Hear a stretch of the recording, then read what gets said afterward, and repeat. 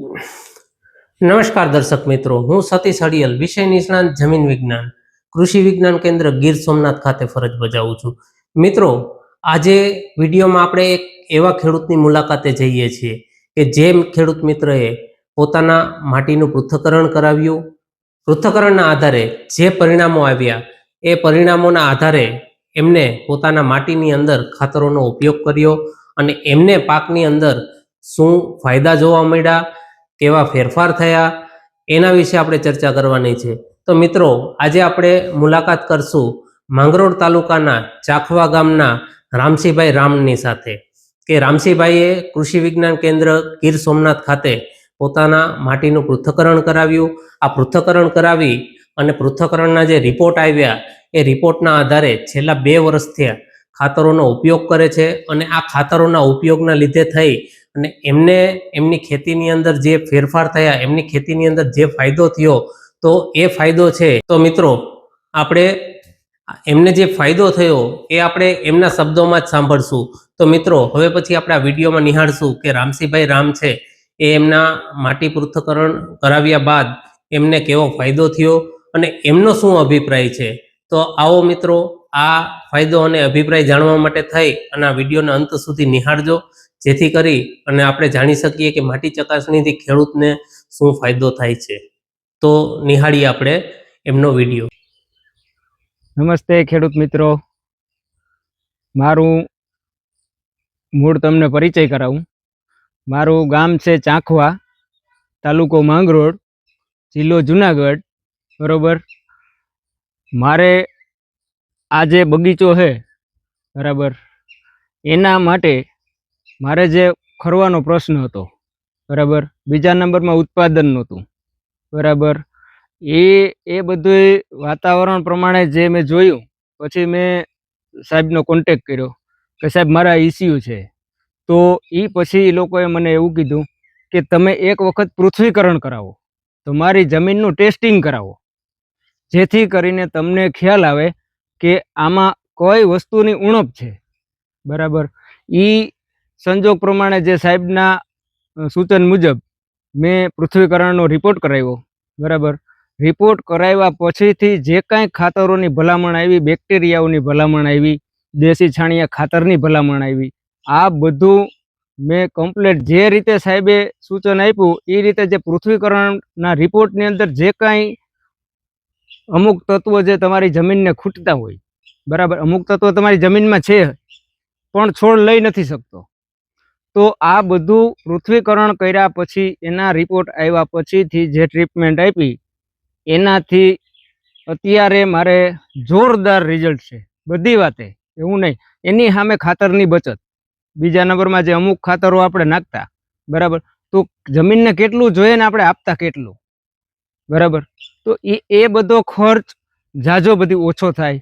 Plus બીજા નંબરમાં ત્યારે મારે 1 મહિને 200 નાળિયેર નીકળતા. 1 મહિનાની ટ્રીપ આવે તો 200 નાળિયેર નીકળતા, એની જગ્યાએ સાહેબ 900 થી 1000 નાળિયેર નીકળે. અને એ ગ્રીનરી નહીં બિન ડાઘ. તમે જો આ નાળિયેર લાઈવ છે અત્યારે, તમે જોઈ લ્યો, આની સાઈઝ એવડી થાય.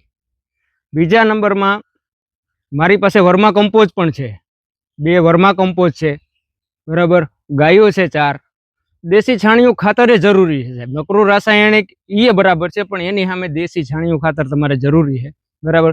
તો ખેડૂત ભાઈઓને મારા તરફથી ખાસ નમ્ર વિનંતી, પહેલાં તમારી જમીનનું પૃથ્વીકરણ કરાવો બરાબર. પૃથ્વીકરણ કરાવ્યા પછી તમારી જમીનને શું ઘટે એ વસ્તુ તમે એને આપો અને એનું રિઝલ્ટ લ્યો. અને જેથી કરીને તમે જે ફોકટમાં જે ખાતરો નાખો છો, જે આ ડીએપી છે, આ છે, તે છે બરાબર. મારે તો આ અમુક જે ખેડૂત જોઈએ સાહેબ, તો એ લોકો તો 1 મણ ઘઉં નાખે તો 1 મણ ડીએપી નાખે સાહેબ. તો આ ખર્ચ મારે હાલમાં ઘઉં પણ છે સાહેબ બરાબર. તો ઘઉંમાં પણ મેં સાહેબ માત્રા હાવ ઓછી, જે પૃથ્વીકરણ કરાવ્યું એ પ્રમાણેની માત્રામાં અત્યારે ઘઉંમાં પણ રિઝલ્ટ બહુ સારું છે સાહેબ બરાબર. તો ખેડૂત ભાઈઓને મારી નમ્ર અપીલ છે કે તમે પહેલાં જમીન ચકાસણી કરાવો, તેને પૃથ્વીકરણના રિપોર્ટ કરાવો અને પછી એના આધારિત તમે ખેતી કરો. એમાં શું જોઈએ શું નહીં, જે કાંઈ ઘટતી વસ્તુ હોય એ આપો બરાબર. તો ખાસ ખેડૂત મિત્રોને આ મારી એક નમ્ર અપીલ છે બરાબર. જય જવાન જય કિસાન. મિત્રો, આપણે સાંભળ્યા રામસિંહભાઈને કે રામસિંહભાઈએ માટીનું પૃથ્થકરણ કરાવ્યું અને પૃથ્થકરણના આધારે એમના નારિયેળીના પાકમાં જે રિઝલ્ટ મળ્યું, જે પરિણામ મળ્યું એ આપણે આ વિડીયોમાં ચોક્કસ રીતે નિહાળી શકીએ છીએ કે નારિયેળીમાં જે પાક છે એ ખૂબ સારો આવેલો છે, નારિયેળની ગુણવત્તા પણ ખૂબ સારી એવી બનેલી છે અને એના લીધે એમને બજાર ભાવ પણ સારા મળી રહ્યા છે. તો મિત્રો, દરેક ખેડૂત મિત્રોને ખાસ વિનંતી છે કે પોતે પોતાના માટીનું પૃથ્થકરણ કરાવી અને જો ખાતરોનો ઉપયોગ કરે તો એના લીધે થઈ અને બિનજરૂરી કેમિકલો છે એ જમીનમાં ના જાય અને એના લીધે થઈ અને જમીનની ફળદ્રુપતા પણ જળવાઈ રહે અને સાથે સાથે આપણે જરૂર પૂરતા રસાયણો એટલે કે જરૂર પૂરતા ખાતરોનો ઉપયોગ કરી અને જો ઉત્પાદન મેળવવામાં આવે તો અવશ્યથી આપને ફાયદો થાય, આર્થિક રીતે પણ પૈસાની બચત થાય, સાથે સાથે આપણે ગુણવત્તાસભર પાક ઉત્પાદન પણ મેળવી શકીએ. તો આશા રાખું કે દરેક મિત્રો છે એ આનું અનુકરણ કરે. બીજી વાત સાહેબ કે જે પૃથ્વીકરણ મેં જે કરાવ્યું એ કૃષિ વિજ્ઞાન કેન્દ્ર ગીર સોમનાથ કોડીનાર, બરાબર, ત્યાં મેં પૃથ્વીકરણનો રિપોર્ટ કરાવેલ છે અને ત્યાંથી રિપોર્ટ થયા પછીની જે ભલામણ પણ બહુ સારી આપેલી છે.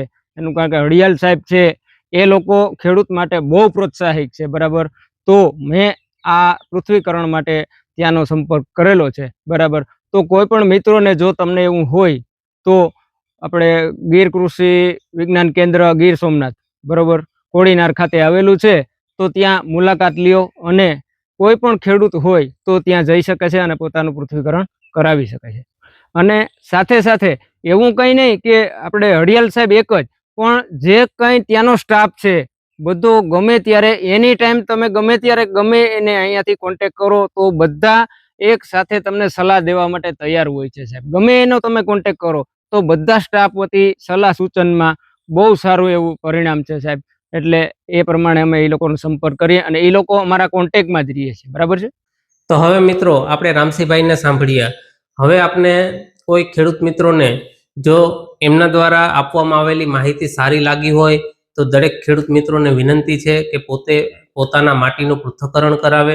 પૃથ્થકરણ કરાવી અને એમાં જે પરિણામો આવે એ પરિણામોના આધારે પોતાના જમીનની અંદર ખાતરોનો ઉપયોગ કરે અને એમને પણ રામસિંહભાઈ જેવો ફાયદો મળે એવી આશા રાખીએ.